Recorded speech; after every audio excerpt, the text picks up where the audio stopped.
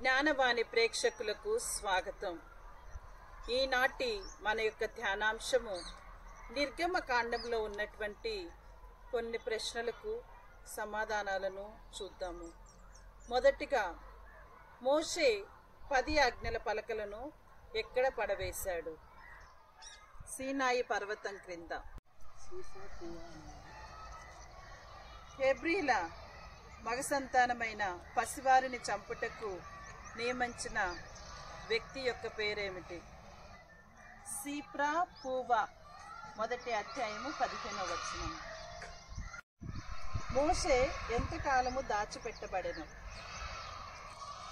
3 నెలలు. 2వ అధ్యాయము 2వ వచనం. నిర్గమకాండము యొక్క ముఖ్య ఉద్దేశం ఏమిటి? ఇశ్రాయేలు ప్రజలను దాస్య విముక్తులను చేయి.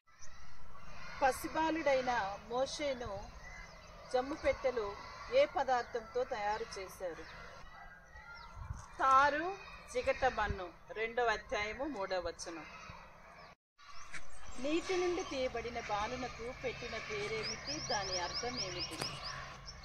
మోషే, నీటి నుండి తీయబడినవాడు అని అర్థము. 2వ అధ్యాయము 10వ వచనం. ప్రారంభము ముగింపు లేని గ్రంథము.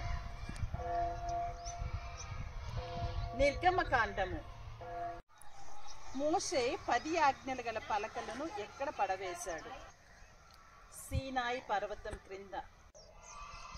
మోషేకు పాలిచ్చి పెంచుటకు నియమింపబడిన స్త్రీ పేరేమిటి? యోకెబెదు. 2వ అధ్యాయము 9వ వచనం. స్నేహితునితో మాట్లాడిన యెహోవా ముఖాముఖిగా ఎవరితో మాట్లాడెను? మోషేతో. ఇశ్రాయేలీయులు చేసిన దూడను అగ్ని చేత కాల్చి నీటిని ఎవరి చేత త్రాగించారు? ఇశ్రాయేలీయుల చేత. 10 ఆజ్ఞలను రెండోసారి రాయుటకు పలకలను చెక్కినది ఎవరు? మోషే. తన ముఖ చర్మము ప్రకాశిస్తున్న సంగతి తెలియనిది ఎవరికి? మోషే. ఇశ్రాయేలు ప్రజలు తమ ఆభరణాలను ఎక్కడ తీసివేశారు? హోరేబు దగ్గర. నిర్గమకాండ పుస్తక రచయిత ఎవరు? నిర్గమకాండ పుస్తక రచయిత మోషే. ఐగుప్తులోని 10 తెగుళ్ళ యొక్క ముఖ్య ఉద్దేశం ఏమిటి? 10 తెగుళ్ళ యొక్క ముఖ్య ఉద్దేశము దేవుని మహిమను తెలుసుకోవటం. మండుతున్న పొదను మోషే ఏ పర్వతంపై చూశాడు? హోరేబు పర్వతం మీద. ఫరోను ఎదుర్కోవటంలో మోషేకు సహాయం చేసిన మోషే సహోదరుని యొక్క పేరు అహరోను. ఇశ్రాయేలీయులు ఐగుప్తులో బానిసలుగా ఎన్ని సంవత్సరములు బ్రతికారు?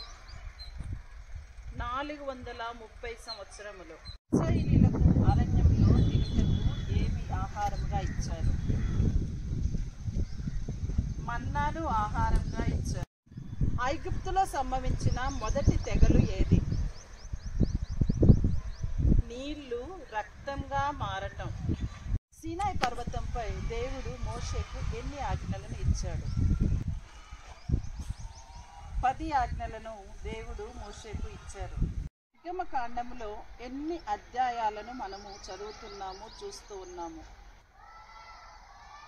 నిర్గమకాండంలో 40 అధ్యాయాలు ఉన్నవి.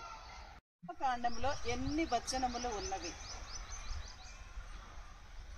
నిర్గమకాండములో 1213 వచనములను మనం చదువుతూ ఉన్నాము, చూస్తూ ఉన్నాము. నిర్గమకాండములో అతి ముఖ్యమైనటువంటి వచనము ఏమిటి?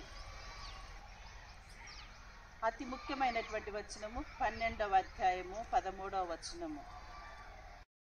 దైవ ప్రజలారా, మనము ప్రతిరోజు బైబిల్ గ్రంథాన్ని కొంత సమయాన్ని చదువుతూ దేవుని యొక్క వాక్యాన్ని మన మధ్యలో పెట్టుకొని ఆ యొక్క వాక్యాలను మన యొక్క అనుదిన జీవితంలో పాటించుటకు మరియు వాటిని నెమరు వేసుకుంటూ జీవించుటకు మనమంతా కూడా ప్రయత్నం చేద్దాము. మీ అందరికీ కూడా మా యొక్క జ్ఞానవాణి పెద్ద కోరపాడు కాన్వెంట్ తరపున శుభాభివందనములు.